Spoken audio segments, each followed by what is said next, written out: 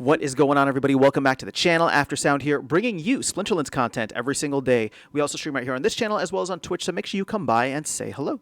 This video is also brought to you by My Music, which is available anywhere you stream music under the name Aftersound, and I do have a new song out recently called Dreamin', the Deep Source Remix, so check it out. Let me know what you think, and I appreciate the support. All right, guys, let's talk about Bitcoin. And I know I'm going to sound like a broken record here, but with Bitcoin hitting new all-time highs recently, and I think, in fact, today, I'm recording this on Sunday, July 13th, we actually crossed 119. Obviously, we retraced a little bit, so we're at 118.8 right now.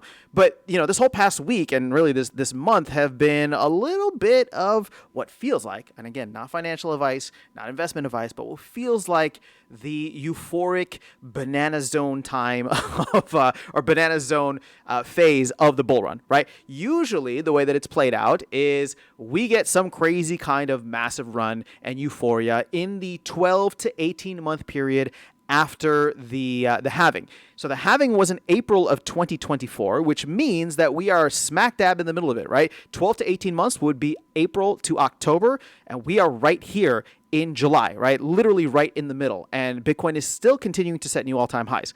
Now, I don't know where this is going to go. I have no idea how high, how low, if there's going to be a prolonged bear market, if we're close to the end of the bull market, or if we'll have a prolonged bull market. I have no idea how all of this is going to go. But what this has shown me, and I'm not going to get into the politics of it and just macro in general, but everything that we've seen recently, especially here in the U.S., they're going to print more money. And we know that Bitcoin is going to have a field day with this. Now, does that translate over to altcoins, right? I mean, I talked about this in other videos.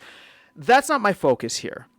I have been saying, and I've been trying to beat the drum on this. I was just looking at a video that I posted last October, through an idea that somebody in the comments had given me about backing SPS with Bitcoin. Now, I'm not saying that we necessarily need to back SPS with Bitcoin, although that would be an interesting idea, and it probably would get some Bitcoiners, right? Not Bitcoin maxis, but Bitcoiners interested. But more recently, I have been talking about, we should be building a little bit of a Bitcoin treasury. Now, we're not going to be a Bitcoin treasury. We're not going to be like Michael Saylor and, issue all kinds of debt for acquiring Bitcoin. But the big number that I look at here that's currently sitting in the Dow is this 3 billion DEC. And at PEG, that is close to roughly $3 million worth of value. And man, I know hindsight is 2020, and I'm not trying to say we should have put all of that out immediately and bought Bitcoin, 2 months ago or 6 months ago or 8 months ago. But I'm in the here and now, and just seeing the way that Bitcoin is responding, seeing the way that macro is shaping up, and even with the politics and a lot of the policies that are coming through, I really think that we need to adopt some kind of Bitcoin strategy for the DAO. So I'm just trying to bring this up again. I guess not so gently. I mean, I'm making a video about it because I think that the DAO has been relatively quiet on anything kind of major. And I guess I shouldn't really say that. There have been some DAO votes that have come up, but nothing has been super contentious. Nothing has been really over the top. And I look at this and think to myself, okay, well, we got to do something. And again, I'm not saying we take this 3 billion DEC and just recirculate it back into the economy. No, not at all. But even just, if we were to look at how much DEC is getting burned on the regular and take a portion of that, right? So that it is dynamic, so that we are only doing however active the game economy is, right? So let's say through all the ways that DEC can be burned, we have 1 million DEC that's burned per day, which again, that's not a lot. That's what, $1,000, right? And again, I know that's a lot for certain people, but in the context of how much the DAO is holding in terms of it holding 3 billion, 1 million is not a lot.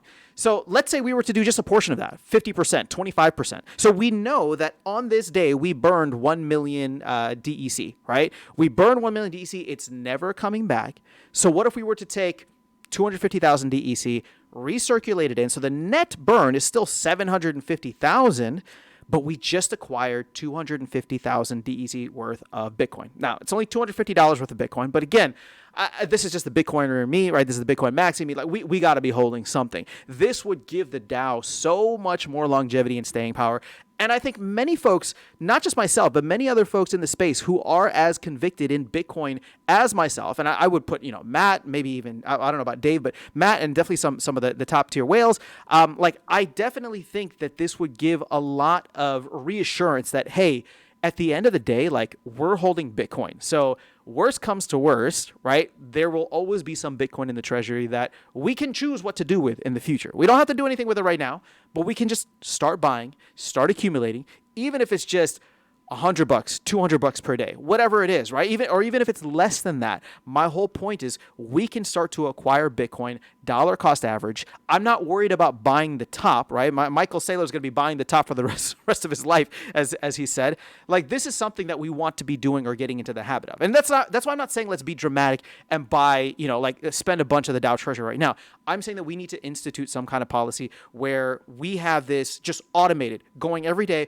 looking at the total aggregated amount of DEC burned across land, across the game, across guilds, whatever it is, and then taking a portion of that, recirculating it back from the DAO, and buying Bitcoin.